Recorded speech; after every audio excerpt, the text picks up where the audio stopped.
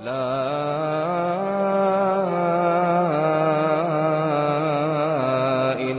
إلا الله.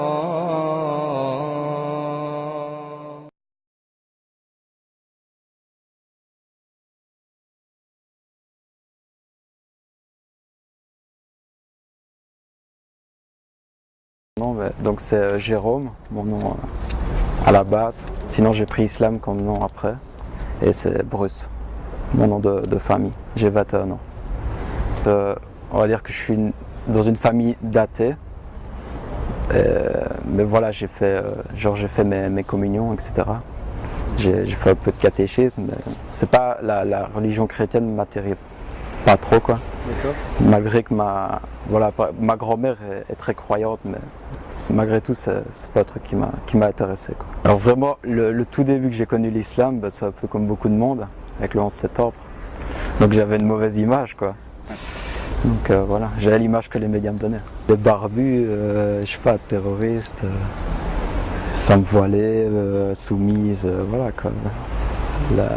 Les clichés habituels, quoi. Je me suis converti, c'était pour un intérêt, entre guillemets. Donc c'était une fille qui m'intéressait, voilà, tout simplement. Donc j'ai commencé à parler avec elle et tout ça. Et j'ai compris que si je voulais aller plus loin avec cette fille-là, je devais devenir musulman. C'était ça l'histoire. Donc moi je me suis dit, si je veux pouvoir être avec cette fille, il faut que je devienne musulman.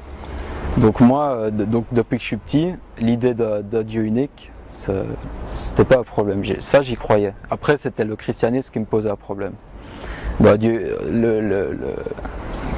l'idée d'un Dieu unique, ça, il n'y a pas de problème. Donc moi, la première idée de l'islam au début, comment je le pratiquais, c'était voilà, les 5 prières, pas forcément à l'heure, voilà, les 5 prières, pas manger de porc et pas boire.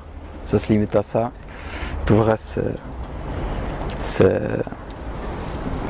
du luxe. Ouais, voilà, si on veut. On va dire que je connaissais pas vraiment, on va dire plutôt. Ça a évolué. En fait, une fois, j'étais pendant le Ramadan, j'étais dans la famille de cette fille-là. Je vais sur YouTube, je sais pas quoi faire. Je tape islam. Je me dis voilà, c'est le Ramadan, islam. Et je tombe sur une conférence de Dr Zakir Naik.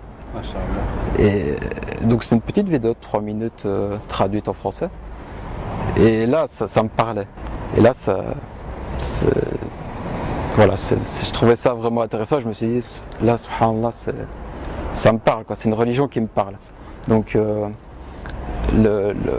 l'idée que c'était d'abord pour la fille et puis l'islam commençait à s'inverser, à me dire, c'est l'islam je commençais à vraiment y croire, quoi. Et par la suite, j'ai continué à vivre un peu une vie normale, donc un peu comme tous les jeunes, quoi. Je faisais un peu comme tous les jeunes en Belgique qui ne sont pas forcément musulmans. Et j'ai remarqué que au bout d'un temps, donc j'ai beaucoup fait ce genre j'ai mené ce genre de vie. Puis au bout d'un moment, j'en ai eu marre. Même j'exagérais un petit peu dans ce côté-là et je revenais un petit peu vers, on va pas dire la mécréance, mais dans des actes de non-musulmans, etc. Voilà. Et là, à un moment, j'étais un peu trop loin et j'en ai eu assez. Je me suis dit, c'est pas comme ça que je veux être, etc. Et là, j'ai coupé un peu les ponts avec les fréquentations que j'avais, les mauvaises fréquentations que j'avais. Et voilà, je me suis un peu coupé et on va dire que j'avais un grand groupe d'amis quand même à ce moment-là. Et voilà, j'ai coupé les ponts, je me suis retrouvé tout seul. Du jour au lendemain, moi qui sortais tout le temps, j'étais tout le temps à gauche à droite, j'avais toujours quelque chose à faire, je me suis retrouvé tout seul chez moi, rien à faire. Donc voilà, j'étais chez moi tranquille, sur l'ordi, quoi. Je regarde des conférences pour passer le temps. Je regarde et je vois un peu donc une conférence de Rachid Haddash. Et je commence un peu à regarder ces conférences, etc. Et puis je vois qu'à la mosquée Al-Mouahidine de Liège, qu'il y a une conférence de lui, justement. Donc là, je me dis, c'est l'occasion, je vais aller à la mosquée, je vais aller voir. Et là, Donc je vais, normal, je m'assieds pour la conférence. Et là, Rachid Haddash, justement, il m'interpelle. Pendant cette conférence-là, il me dit tu es de quelle nationalité? Je dis je suis belge, comme ça, normal. Puis il me dit voilà, c'est quoi un peu, qu'est-ce que tu connais du Coran? Quelle sourate t'as appris, etc. Et moi, tu vois, je m'attendais pas à des questions et tout ça. Et je connaissais le Fatiha, mais j'ai dit non, je connais rien du Coran, je connais rien. Je connaissais le Fatiha pour la prière, c'est tout. Donc je dis ça. Et lui, par rapport à ça, il commence à faire un conseil aux frères qui sont dans la mosquée. Et il dit, voilà, il y a un frère ici qui est rentré dans cette mosquée, il s'est assis pour la conférence et tout. Si, enfin, je me rappelle plus s'il a dit vraiment comme ça, mais si je l'interpelle pas, peut-être il repart, parce que lui il pensait que je ne savais pas faire la Fatiha, donc il dit il sait même pas prier correctement, et voilà, il repart chez lui, et voilà. Donc il faut, tu vois, pour dire qu'il fallait un petit peu m'aider, etc., etc. Donc après la conférence, directement, machallah, tout le monde qui vient près de moi, comment tu t'appelles, tatata, je commence à fraterniser avec les frères. Et voilà, là c'est le tournant, où vraiment je viens, je découvre la mosquée, la fraternité, et c'est surtout ça qui a joué. Ouais, là c'est vraiment là que j'ai compris l'impact, comment, la vraie... le goût en fait. Le goût, c'est ça, ouais, le vrai goût de l'islam, c'est ça. Ouais, parce que c'était vraiment l'islam. Alors vraiment au tout départ, on va dire que ça a été progressif par rapport à mes parents, etc. Certains ont toujours du mal à l'accepter aujourd'hui. Genre ma grand-mère justement qui est chrétienne, et c'est de l'apostat pour elle. Enfin, j'ai trahi la religion, quoi.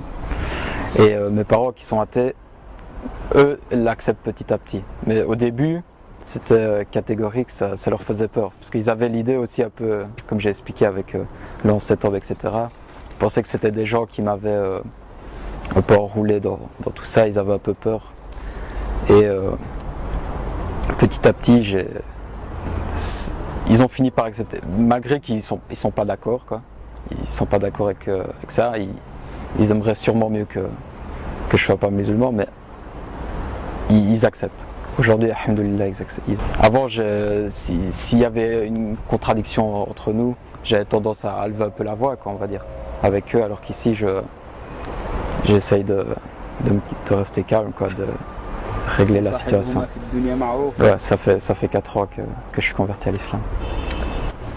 Avant, j'avais pas vraiment de but. Je vivais ma vie au jour le jour. J'allais faire la fête un peu. Enfin, je faisais un peu n'importe quoi. Je vivais comme une bonne partie des jeunes, je pense, ici. Et là, voilà, j'ai enfin un but dans la vie, une vie structurée, quelque chose qui me motive à avancer, à faire quelque chose de bien, quoi. Donc moi, si je devais donner un seul conseil, ce serait de bien choisir ses fréquentations. Ça, c'est vraiment la base, parce que pour moi, c'est ce qui a changé, qui m'a fait passer d'un stade à l'autre un peu. Et c'est très important, parce que quand quelque chose va mal, quand tu as un problème ou quoi que ce soit, si tu as des mauvaises fréquentations, ils vont te proposer des choses mauvaises pour que tu ailles mieux, mais ça fait que reporter le problème au final. Alors que quand tu as des gens pieux, des gens bien autour de toi, ils te proposent des solutions à long terme, des solutions qui sont bonnes, qui sont bonnes pour toi. Et voilà. Réussir ma vie pour accéder au paradis, Inch'Allah.